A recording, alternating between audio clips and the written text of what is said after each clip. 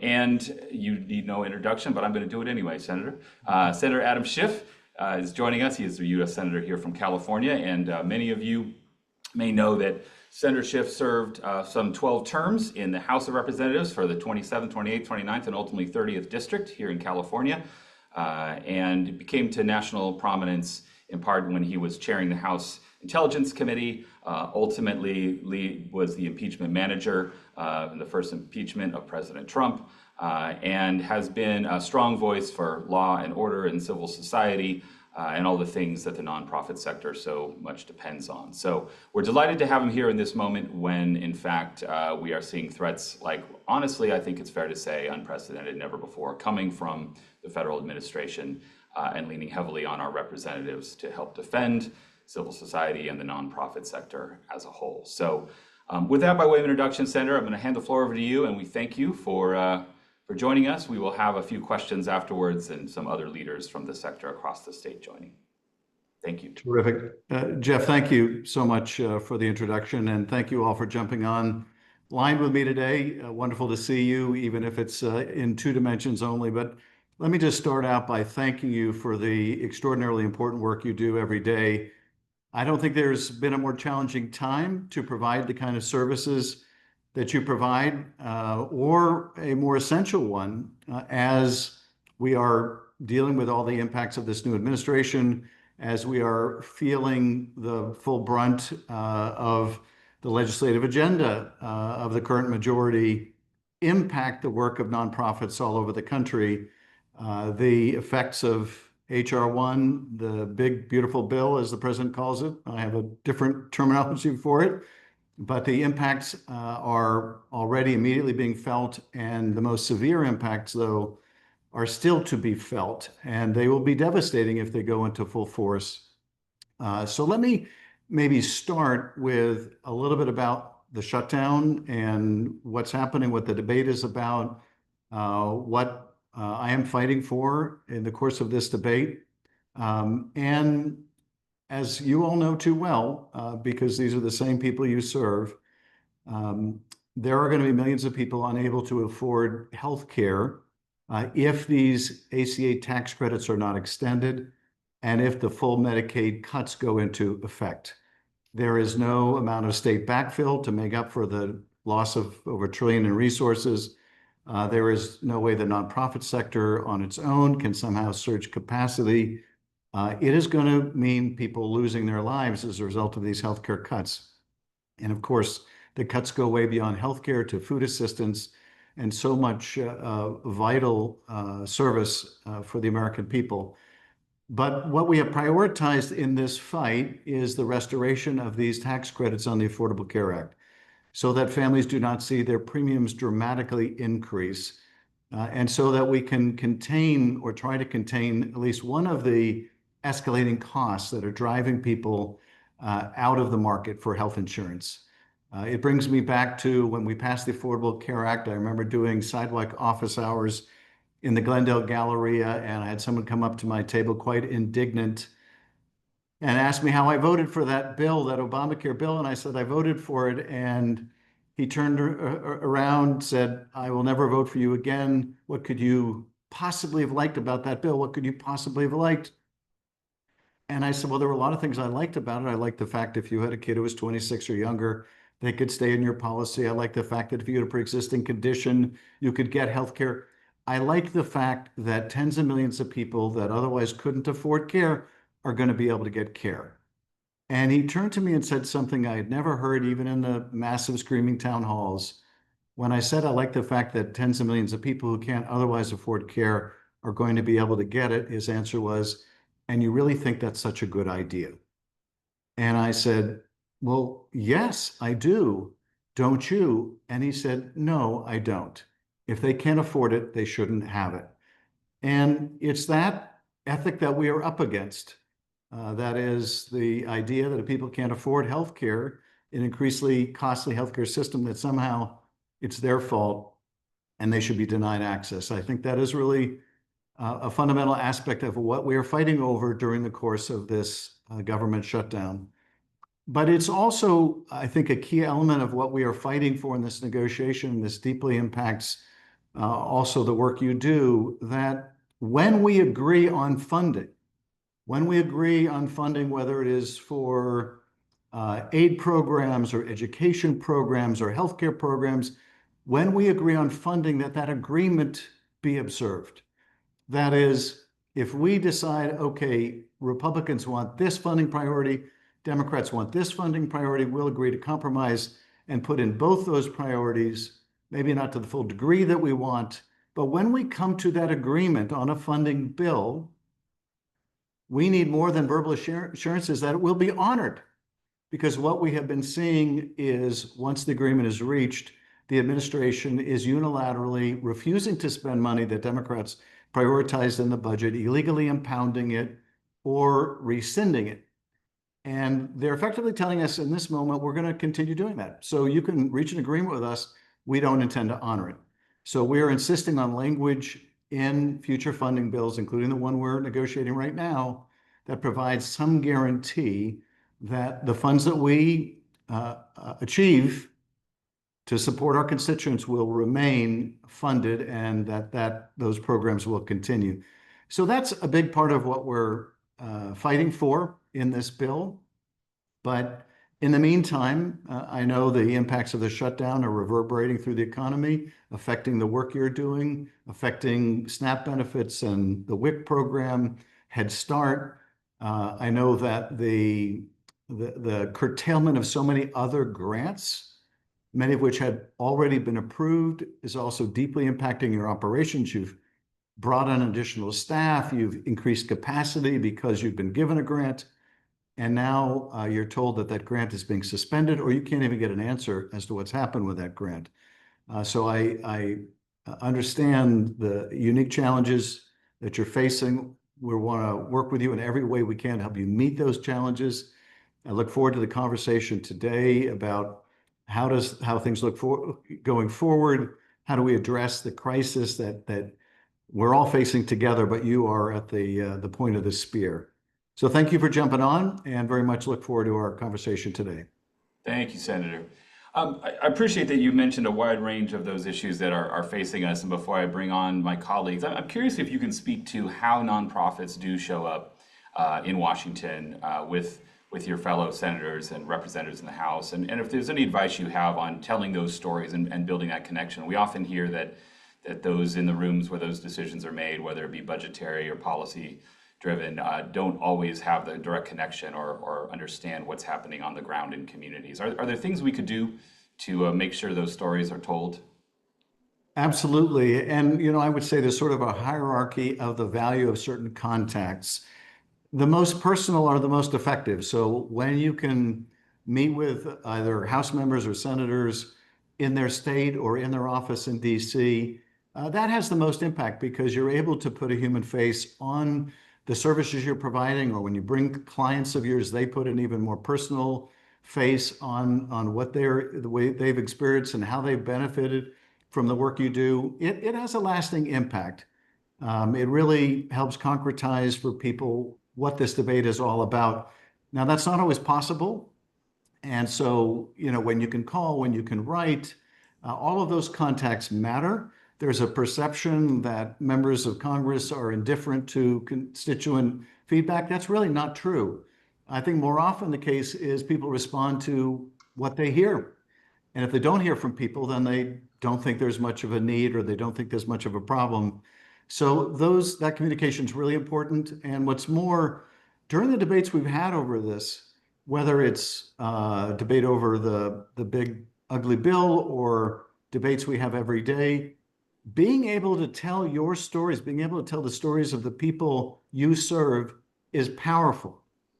And right now, I know my Republican colleagues are hearing from a lot of their constituents about how their Head Start program is being affected, how the food that they need for their family is being affected, how they're not going to be able to afford their health care.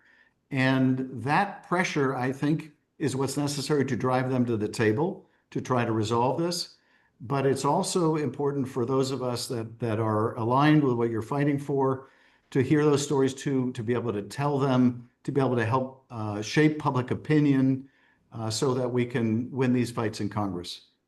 Great. Appreciate that. Thank you. I know that's something that we're always trying to find better ways to connect. So to that effect, we have a few colleagues. We crowdsourced some questions from across the vast state of California.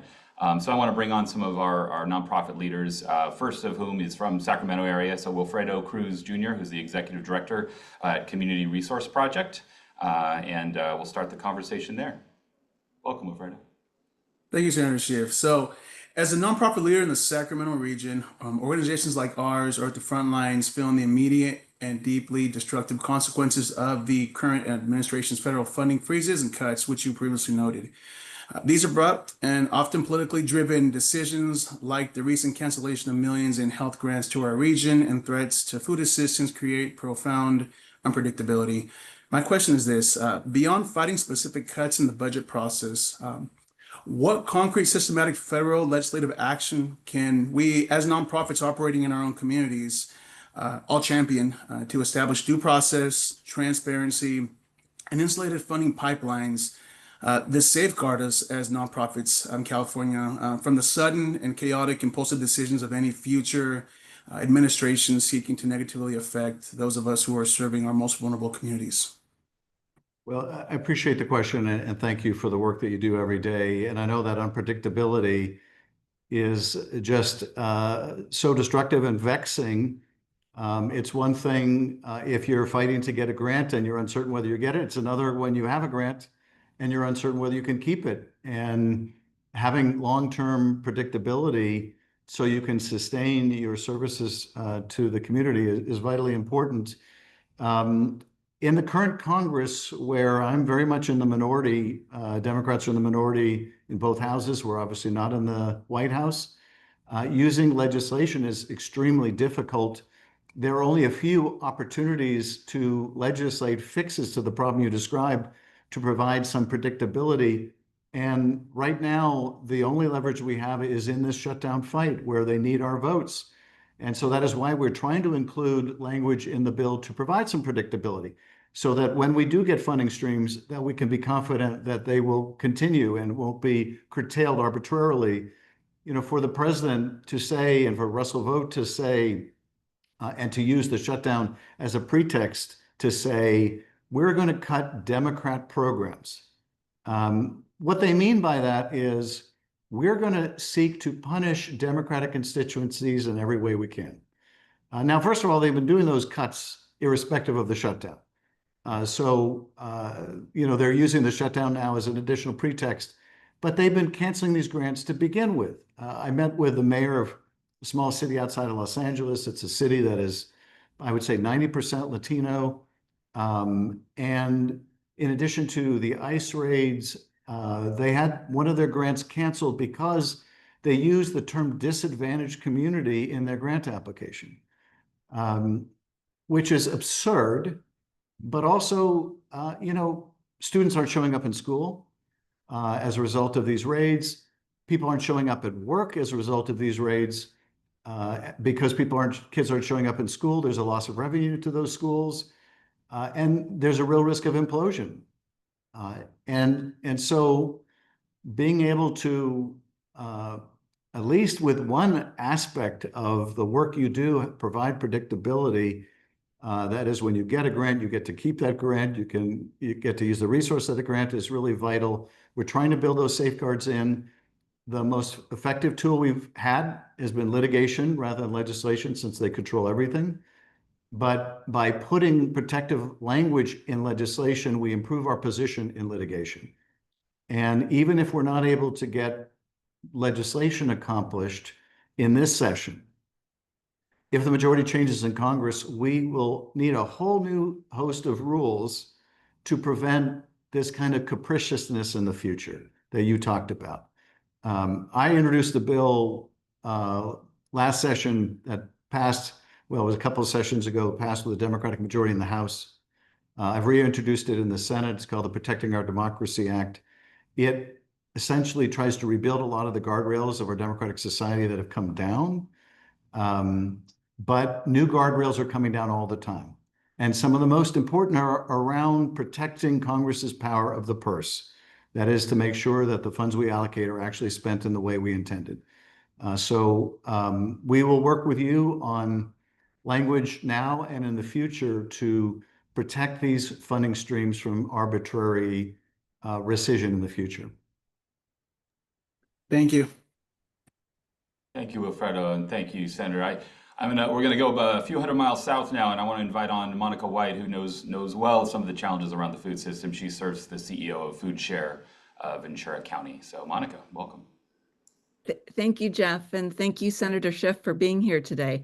As the CEO for Food Share of Ventura County, our food bank is already grappling with the cancellations of those essential USDA food shipments earlier in the year, and an increasing number of residents are facing food insecurity. The recent enactment of H.R. 1, we don't call it the big beautiful bill either, it brings historic devastating cuts to federal programs like SNAP and Medicaid. And while this was our top concern as of a few weeks ago, today's added instability of the government shutdown, it's huge. And in addition to the upcoming cuts to these crucial programs, today we're anticipating an unprecedented surge in demand, people needing food. Nonprofits like ours are the last line of defense for hundreds of thousands of Californians who are being pushed into further poverty and hunger.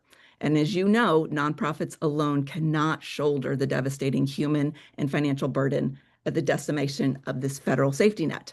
So my question is, with all of this happening today, what is it that we can do together at the federal level in partnership with the state of California to champion specific resource-based solutions and direct support of the nonprofit sector? Well, first of all, thank you for the work you do every day. I visited food bank south of you in San Diego County just about 3-4 weeks ago, and saw the incredible work that you do, but also saw how some of those food boxes have a lot less food in them than they used to.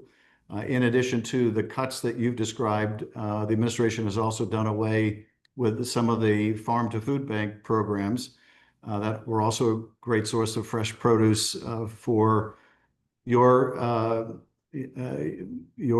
clients and those you serve. But in terms of how do we ensure a reliable funding stream in the future, I think, again, it gets back to making sure that, number one, we prioritize the funding of the work that you're doing.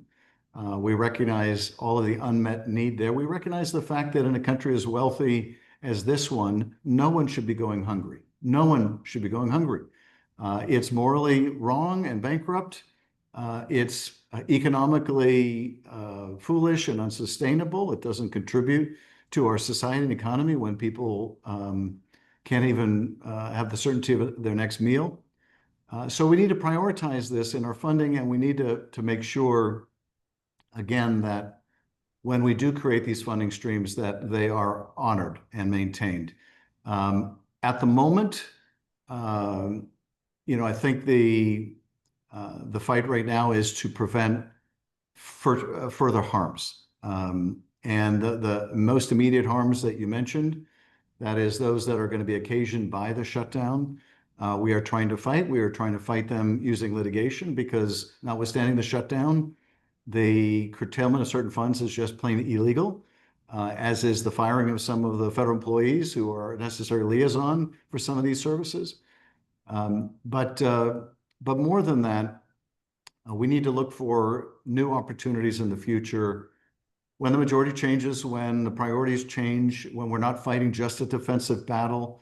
I hope that this shutdown will be resolved soon. My sense is, though, that it won't be resolved until the president wants to resolve it, until the president believes that that he's paying a bigger political price for shutting down the government than he believes he is at the current moment. So it's important, I think, that those most affected speak out, raise the public consciousness about that, so that there is a price to be paid if the president continues the shutdown. I know that is cold comfort to those who are in need right now, but there simply isn't a legislative magic button that we can push to make this problem go away. And so I think what we have to do in this moment is figure out, okay, how do we maximally mitigate the harms today? How do we keep as much of this funding going today through a combination of legislative pressure, of oversight? We're doing shadow hearings. We're bringing in people who are affected. We're shedding a spotlight on what's going on, and litigation, using the courts where we're winning a lot. Now, when we get to the Supreme Court, God knows what happens. But even delaying the harms is important and valuable. And then hopefully we get to a place where we can go on the affirmative, go on offense, and expand the services that we're able to provide, and the resources and the certainty and the reliability of what we provide to enable your really important work. So I wish I could point you to, hey, there's a pot of money here, or there's a pot of money there. There's nothing they can do to stop it. That doesn't exist. There are, even with the programmatic cuts they've made, when we get back to a normal world, if we get back to a normal world, individual House members and senators through the appropriation process can direct funding to really important community-based efforts. When you apply for grants, let us know so we can support them. And if you have grants now that are frozen, reach out to us. We've had the experience that when people and organizations overseeing grants have had their grants frozen, and we intervene with the agencies, sometimes those frozen funds get unfrozen. Now, obviously, we can't tell them what to do, but sometimes, shedding the additional light on it can help free up some funds. And not just with Alex and myself at the Senate level, but reach out to your House members and include your Republican House members. Don't assume that because they voted for H.R. 1, they're not going to be willing to help you unfreeze a grant. So reach out to your representatives, because there are times where we are able to very specifically help with a particular grant. Thank you, Senator Schiff. We'll keep up the fight if you do. Absolutely. Thank you, Monica. So finally, I want to head inland here to the Inland Empire and bring on Susie Gomez. She serves as the CEO there at the Inland Empire Community Collaborative, and also as a board member with us at California Association of Nonprofits. Susie. Good morning. Thank you, Geoff. An honor, Senator Schiff. So the nonprofit sector here in the Inland Empire, San Bernardino, Riverside County, already is fighting to serve our communities with fewer resources than our LA and coastal neighbors. And like many nonprofits, we're trying to understand the impact of the series of executive orders, H.R. 1, divisive political rhetoric attacking our civil society and the work we do, and threats to our nonprofit exempt status for serving missions deemed unfavorable by this current administration. The intention seems to create immense legal and operational instability for most smaller, mid-sized nonprofits and leaders of color. Given this aggressive, sustained, and multifaceted assault, my question today to you, sir, is what concrete legislative and legal strategies should be pursued and supported beyond floor amendments and public statements to create a more durable firewalls that shield essential California nonprofits from this kind of political weaponization of federal funding, tax laws, and more, that we can maintain the critical and vital work that we're all doing in our communities? Thank you. Well, I think implicit in your question are really two lines of attack that you're having to endure right now. One line of attack is going after your nonprofit status, and I don't mean yours in particular, but going after nonprofits, using the enormous power of the federal government to do so, because you either don't agree, or the administration doesn't agree with the mission of the organization, or personnel involved with the organization, or funders of the organization. And it's just an act of political or other vengeance, retribution, or censorship. Right. And the other facet of it is, because I think that first issue really goes to the threat to our democracy. That is, we see the administration going after universities and withholding federal grants. We see them going after law firms and threatening repeal of access to courthouses if they represent clients that the administration doesn't approve of. We're seeing the administration tell companies who they can hire or not hire. We're seeing the administration through the regulatory process pressure media organizations to cancel late night comedians or to pay the president personally if they want to continue to air or have a broadcast license or get a merger approved. We're seeing the Justice Department weaponized against perceived enemies of the president or of the sort of the cultural agenda of the administration.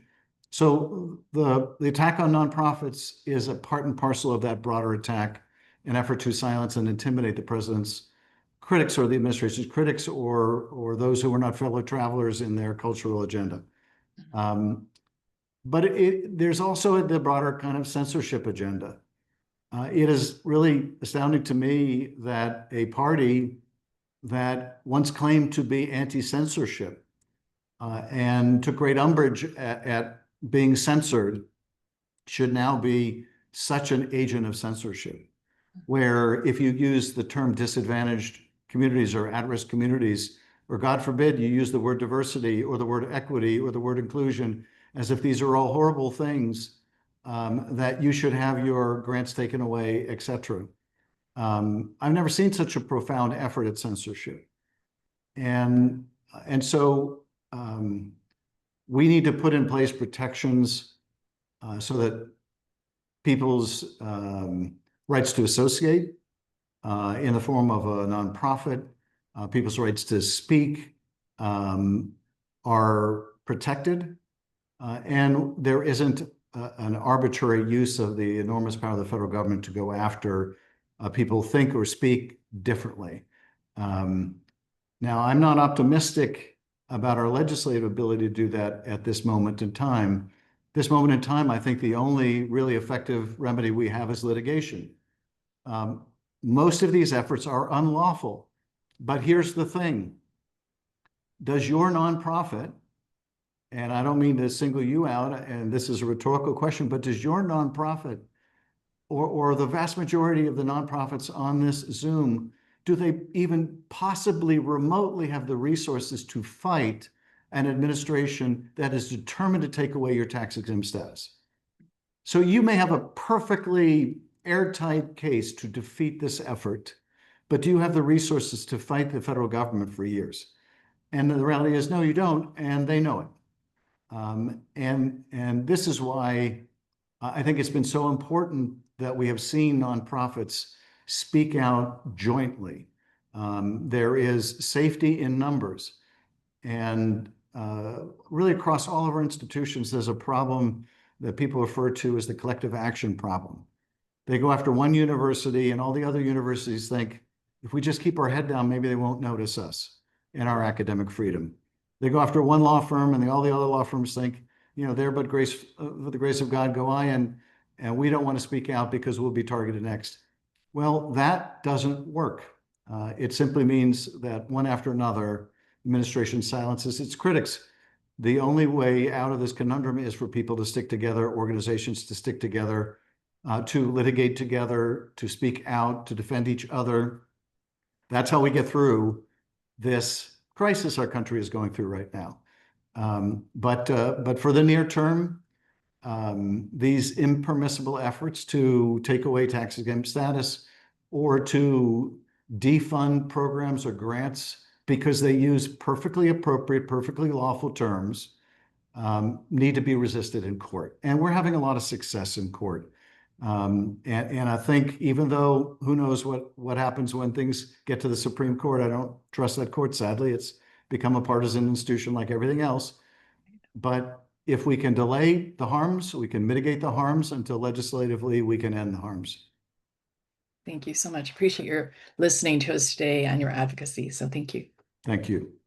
Thank you, Susie. And thanks, Sandra. I believe we have a few more minutes. You can certainly correct me. I know there's plenty on your list today, but we do have, first of all, in some of the questions in the chats that are coming through, a lot of appreciation, first of all, for you continuing to advocate in the ways that you do. So thank you on behalf of all of us here for that. I think there's a couple of folks looking forward to what happens after the power does shift ultimately in Washington. And one of the questions, and several of them kind of linked there that I'll articulate, is how do we look ahead to all those agencies that have been decimated And in particular, one example here is that the Office of Community Services under the Administration for Children and Families have now fully laid off their entire staffs.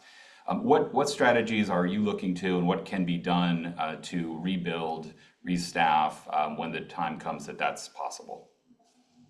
Well, I think that rebuilding will occur. It will take place. And, my heart goes out to all of these important agencies and all those who worked in those agencies that have gone through the trauma of seeing, in some cases, their life's work disappear overnight. I remember early on in this crisis talking to people who worked on foreign assistance, who work with USAID, and I've met some of the most incredible public servants affiliated with USAID. I remember being in Afghanistan and talking to a 20-something young man who had been on the ground in Afghanistan for only a few months, but had already signed up for a second year. It was a one-year post.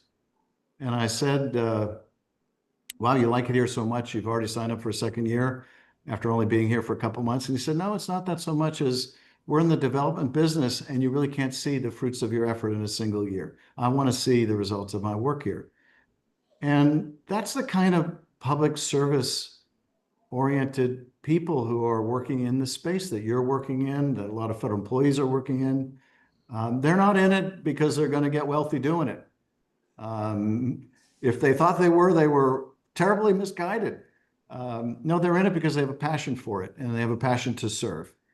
And to see people have given of themselves so much like that, treated so shabbily, and to see how many people so reliant on the services you provide being left high and dry, and for the reason that my colleagues across the aisle wanted to take that money away from them and the food away from them and the healthcare away from them to fund a tax cut for really wealthy people. I mean, it's just heartbreaking. But the pendulum has swung so far in one direction, it will swing back. There will be a chance to rebuild, and I'm not going to try to sugarcoat it. A lot of the harms are going to be enduring. A lot of our partners are not going to trust us.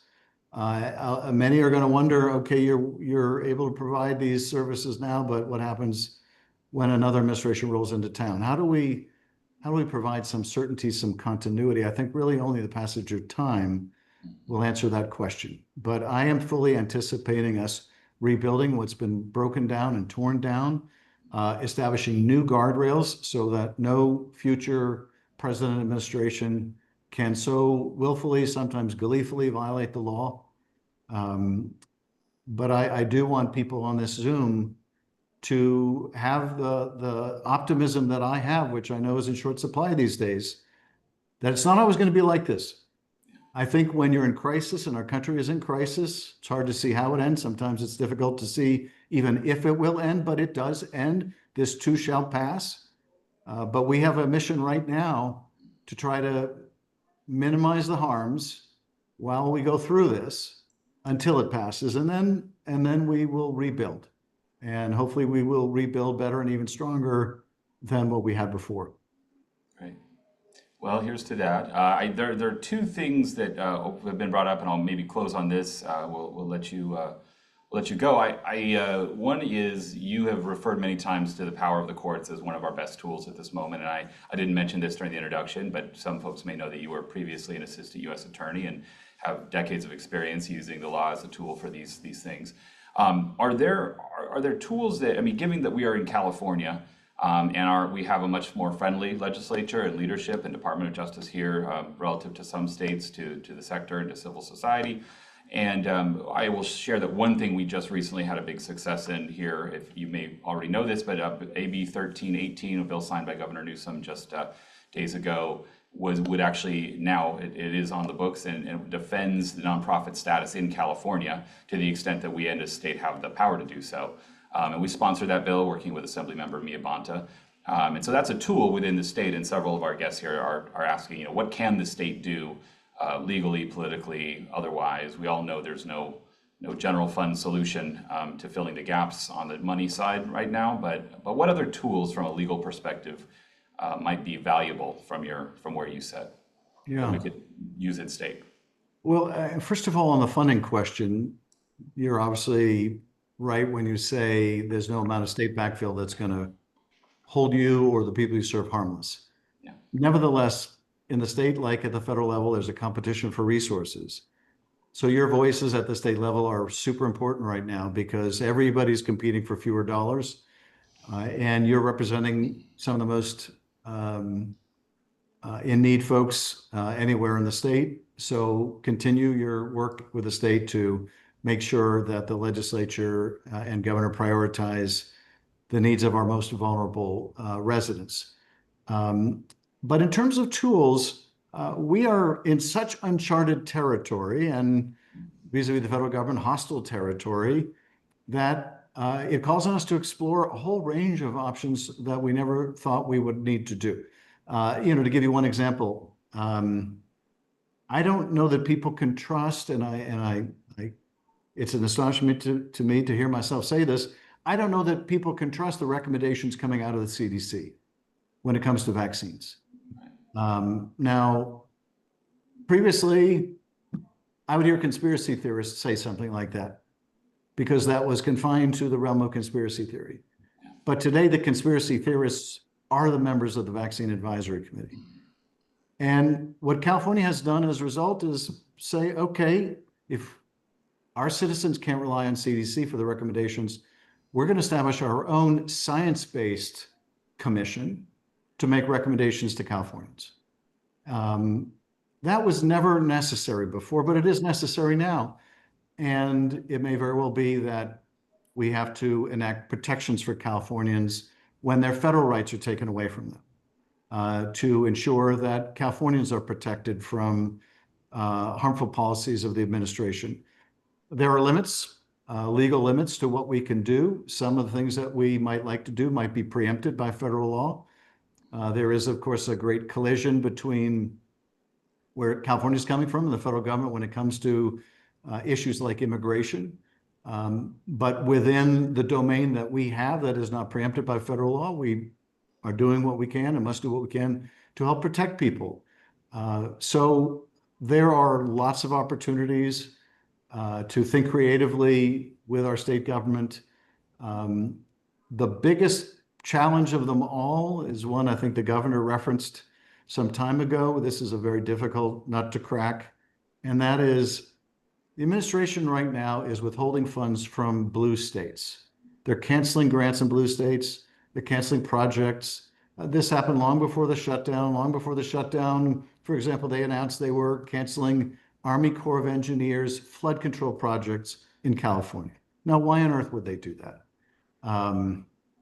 Is flooding only a problem in red states? Do we only care about people who are flooded in one part of the country? No president before this one has ever thought that way, but that's the way this president is thinking. And we are a donor state in California. We send a lot more to the federal government than we get back. And if the administration is taking the position, we're not even going to give you what little we give you to begin with, it does prompt California to think that why are we sending so much money back to the federal government? If we need to take care of our own because you're not helping anymore, then what does that say about the relationship between our state and the federal government? And that is a big problem. But there may be pieces of that we need to figure out ways to solve so that we can keep more of our own resources. And it may be something at the intersection of state and federal tax law, so we can keep more of our own resources to help our own citizens if we have a hostile federal government and a president who views himself as only a half president, that is only representing half the country. Well, I'm delighted to hear you say that. We just yesterday had a whole webinar on HR1, and one of the things we reminded folks of at the beginning is that California is in fact a donor state to the tune of more than $80 billion to the net positive. So we appreciate that leverage is real. So I know we need to let you go, Senator. Any final words? We're going to thank our panelists and give folks some closing comments about what happens between now and our special election and, of course, midterms. But anything you would like to say to folks before we let you go?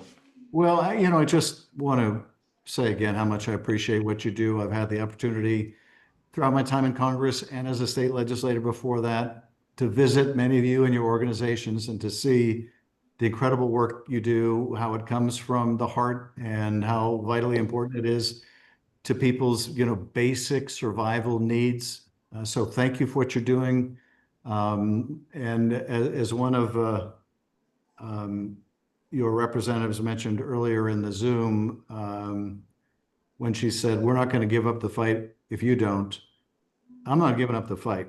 I'm more determined than ever to fight to make sure I take care of my constituents in California, that I push back against this increasingly authoritarian form of government we have, that I protect our rights and freedoms.